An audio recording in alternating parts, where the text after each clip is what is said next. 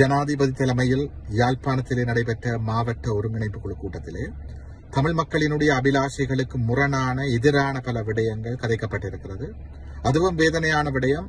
யாழ் மாவட்டத்தில் யாழ்ப்பாண தமிழ் மக்களினுடைய வாக்குகளை பெற்று வந்த ஒரு சில பாராளுமன்ற உறுப்பினர்களும் இந்த மிக மோசமான செயலை புரிந்திருக்கிறார்கள்.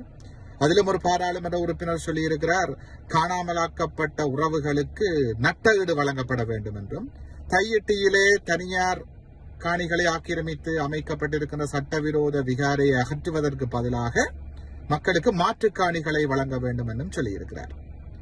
இவர்களினுடைய இந்த செயற்பாடு தொடர்பாக நாங்கள் இது மிக தீவிரமாக இருக்க வேண்டும், அல்லது இவர்கள் அரசினுடைய இரகசிய முகவர்களாக செயற்பட்டு எஞ்சியிருக்கின்ற தமிழ் தேசியத்தையும் தமிழினத்தினுடைய நலன்களையும் அளிக்கப் போகிறார்கள். இவர்களுக்கு நாங்கள் தெரிவிக்க விரும்புகின்ற விடயம் என்னவென்றால், காணாமலாக்கப்பட்ட உறவுகளினுடைய அவலங்களோ வலிகளோ கோரிக்கைகளோ வேணவாக்களோ உங்களுக்கு தெரியாவிட்டால் நீங்கள் அமைதியாக இருங்கள். காணாமலாக்கப்பட்டவர்களினுடைய உறவுகளோ சொந்தங்களோ நட்டஈட்டை கேட்கவில்லை, சலுகைகளை எதிர்பார்க்கவில்லை. அவர்கள் எதிர்பார்ப்பது தங்களுடைய உறவுகளுக்கு என்ன நடந்தது, உண்மை கண்டுபிடிக்கப்பட வேண்டும். தங்களுடைய உறவுகள் உயிரோடு இருக்கிறார்களா இல்லையா, உயிரோடு இருந்தால் அவர்கள் உடனடியாக விடுவிக்கப்பட வேண்டும். உயிரோடு இல்லாவிட்டால் அவர்களுக்கு என்ன நடந்தது, அவர்களை காணாமலாக்கியது யார், கொலை செய்தது யார் என்பது கண்டுபிடிக்கப்பட்டு குற்றமிழைத்தவர்களுக்கு தண்டனை வழங்கப்பட வேண்டும். அதுதான் அந்த உறவுகளினுடைய கோரிக்கையாக இருக்கிறது.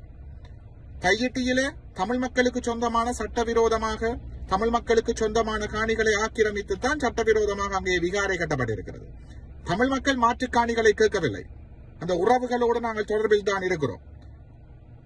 காணிகளினுடைய உரிமையாளர்கள் கேட்பது தமக்கு சொந்தமான காணியிலிருந்து விகாரை அகற்றப்பட்டு தமது காணி தமக்கே வழங்கப்பட வேண்டும். காணாமலாக்கப்பட்ட உறவுகளுக்கு என்ன நடந்தது என்பதை கண்டுபிடிப்பதற்கு ஒரு சர்வதேச விசாரணை நடாத்தப்பட வேண்டும். இவைதான் பாதிக்கப்பட்ட மக்களதும் எங்களதும் கோரிக்கைகளாக இருக்கிறது. ஆகவே எங்களுடைய கோரிக்கைகள் தெரியாவிட்டால் நீங்கள் அமைதியாக இருங்கள். அதை விடுத்து இனத்தை காட்டிக் கொடுக்கின்ற கூட்டிக் கொடுக்கின்ற செயற்பாடுகளை தயவு செய்து முன்னெடுக்காதீர்கள். இப்படியானவர்களுக்கு வாக்களித்த நமது மக்கள் கூனி குறுக வேண்டும், வெட்கி தலைகுனிய வேண்டும். மக்கள் இழைக்கின்ற பிழையான முடிவுகள் இனத்தினுடைய தலைவிதியை படுமோசமாக பாதித்துக் கொண்டிருக்கிறது. இனி என்றாலும் இப்படியான வரலாற்று தவறுகளை புரிந்துவிடக் கூடாது என்று நமது மக்களை நாங்கள் வினயமாக வேண்டி நிற்கின்றோம். இப்படியாக தமிழினத்தினுடைய நலன்களுக்கு எதிராக செயற்படுகின்ற பாராளுமன்ற உறுப்பினர்கள் தமது செயற்பாடுகளை நிறுத்திக் கொள்ள வேண்டும், அல்லது இவர்களுக்கு எதிரான செயற்பாடுகளை நாங்கள் தீவிரமாக முன்னெடுக்க வேண்டும், அல்லது இவர்கள் அரசினுடைய இரகசிய முகவர்களாக செயற்பட்டு எஞ்சியிருக்கின்ற எமது தமிழ் தேசியத்தையும் தமிழினத்தினுடைய இருப்பையும் இல்லாமல் செய்து விடுவார்கள்.